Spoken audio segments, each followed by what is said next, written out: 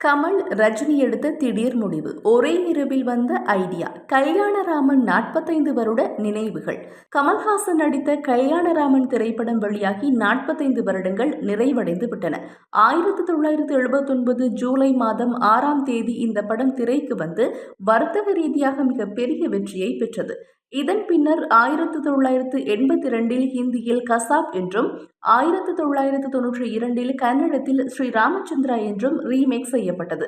படம் வெற்றியடைந்ததை அடுத்து மீண்டும் 1985 ஜப்பானில் கல்யாணராமன் என இதன் 2ஆம் பாகம் வெளியானது. இந்த படத்தில் கமல்ஹாசன் இரட்டை வேடங்களில் நடித்ததால் அவரது வாழ்க்கையில் என்றுமே மறக்க முடியாத ஒரு தனித்த அடையாளத்தை பெற்றது. இந்த படத்தை தயாரிக்கும் வரையில் தனது நண்பர்கள் மற்றும் சகோதரர்களோடு இணைந்து படங்களை தயாரித்து வெளியிட்டு வந்த பஞ்சு அருணாச்சலம் PA ஆர்ட் என்ற பெயரில் ஒரு தனி தயாரிப்பு நிறுவனத்தை தொடங்கினார். பஞ்சு அருணாச்சலம் கவியரசர் கண்ணதாசனின் உதவியாளராக இருந்து திரைத்துறைக்குள் நுழைந்தவர். அன்னக்கிளி என்ற திரைப்படத்தின் மூலம் சினிமா உலகிற்கு இளையராஜாவை அறிமுகம் செய்து வைத்தவர். ஆகவே அவருக்கு அந்த காலத்தில் திரைத்துறையில் நல்ல மரியாதை இருந்தது. குறிப்பாக இவரை பற்றிய ஒரு அறிமுகத்தை கொடுக்க வேண்டுமென்றால், இன்றைக்கு பட்டி தொட்டி முதல் பணக்காரர்கள் வீடு வரை திருமண நிகழ்ச்சி என்றால் மணமகளே மருமகளே பாடல் ஒலிக்காமல் இருக்காது. அதை எழுதியவர் பஞ்சு அருணாச்சலம் தான்.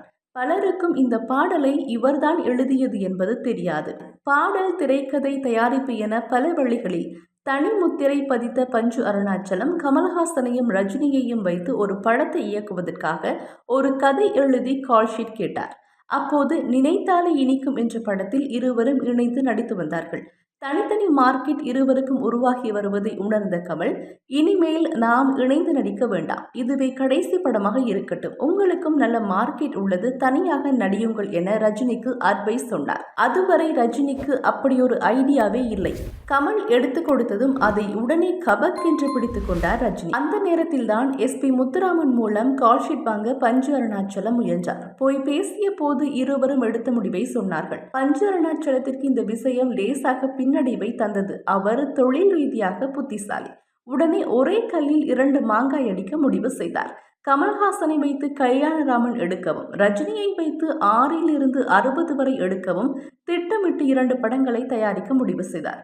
இந்த பக்கம் ரஜினியை வைத்து ஒரு படம், அந்த பக்கம் கமலை வைத்து ஒரு படம் என ஒரே சமயத்தில் பஞ்சு இரட்டை குதிரையில் சவாரி செய்தார். ரஜினியை வைத்து 6 to 60 வரை படத்தை SP முத்துராமனை இயக்க வைத்த பஞ்சு, கமல் படத்தை யாரை வைத்து இயக்குவது என யோசித்துக் கொண்டிருந்தார். அப்போது முத்துராமனிடம் அசோசியேட் டைரக்டராக பணியாற்றி வந்த GN நாகராஜனை அழைத்து இயக்குநராக பதவி உயர்வு கொடுத்தார். இவருக்கு கமல் நடித்த கள்ளத்தூர் கண்ணம்மா படத்தில் இருந்தே கமலுடன் அறிமுகம் இருந்ததால் இயக்கும் வேலைகளில் எந்த பிரச்சனையும் இல்லாமல் போய்விட்டது. கல்யாணராமன் படத்திற்கான மூலக்கதை Dona Flor and her 2 husbands என்ற படத்தில் இருந்து தழுவலாக பெறப்பட்டது. இந்த படத்தில் நாயகியின் கணவன் இறந்து விடுவான். ஆகவே அவர் 2வது கல்யாணம் செய்து கொள்வார். ஆனால் இரவு படுக்கை அறையில் 2வது கணவரோடு இருக்கும் போது முதல் கணவன் பூதமாக தோன்றுவான். அது நாயகியின் கண்களுக்கு மட்டுமே தெரியும். அதை மையமாக வைத்தே திரைக்கதை அமைக்கப்பட்டிருந்தது. அதை அப்படியே தமிழுக்கு தக்க மாதிரி பஞ்சு அருணாச்சலம் மாற்றி எழுதினார். அதேபோல் 1948 வெளியான இது நிஜமா படத்தின் பாதிப்பு கல்யாணராமனில் இருந்தது என சிலர் எழுதியுள்ளார்கள்.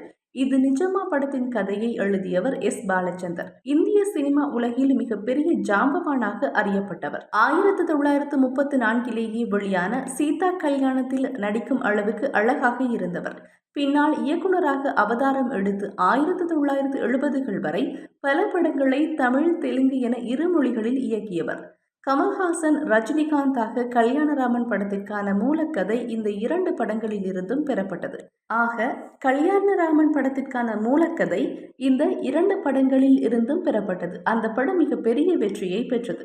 அந்த வெற்றி மக்கள் மனதில் ஆழப்பதிந்து போனதால் மீண்டும் இதே கதையின் தொடர்ச்சியாக ஜப்பானில் கல்யாணராமன் என்ற படத்தை எடுத்தார் பஞ்சு. முதல் பாகத்தை இயக்கும் வாய்ப்பு ரஜினியின் 6 to 60 வரை படத்தால் தவறியது. ஆகவே முத்துராமனின் அசோசியேட் இயக்கினார். 2ஆம் பாகத்தை SP முத்துராமனை இயக்கினார். தமிழ் சினிமாவில் ஒரு படத்தை முன்வைத்து 2ஆம் பாகம் எடுக்கப்பட்ட முதல் பாகத்தை இயக்கும் வாய்ப்பு ரஜினியின் 6 to 60 வரை படத்தால் தவறியது. ஆகவே முத்துராமனின் அசோசியேட் டைரக்டர் இயக்கினார். 2ஆம் பாகத்தை SP முத்துராமனை இயக்கினார். தமிழ் சினிமாவில் ஒரு படத்தை முன்வைத்து இரண்டாம் பாகம் எடுக்கப்பட்ட முதல் படம் கல்யாணராமன் என்றுதான் சொல்கிறார்கள். கல்யாணராமன் படத்தின் முதல் பாகத்தை இயக்கும் வாய்ப்பு முத்துராமனுக்கு தவறியதில் தப்பு ஒன்றும் இல்லை. ரஜினியை வைத்து அவர் இயக்கிய 6 - 60 வரை படத்திற்காக அந்த ஆண்டின் சிறந்த இயக்குனர் விருதை அவர் பெற்றார். அதேபோல சிறந்த நடிகருக்கான விருதை ரஜினி பெற்றார். கல்யாணராமன் மற்றும் ஜப்பானில் கல்யாணராமன் ஆகிய 2 படங்களை 2 இயக்குனர்கள் இயக்கி இருக்கலாம். ஆனால் பஞ்சு அருணாச்சலம் அறிமுகம் செய்த இசையமைப்பாளர் என்ற அளவில் இவை 2க்கும் இளையராஜா தான் இசையமைத்திருந்தார். இசை ரீதியாகவும் இந்த படங்கள் சூப்பர் டூப்பர் வெற்றியை பெற்றன.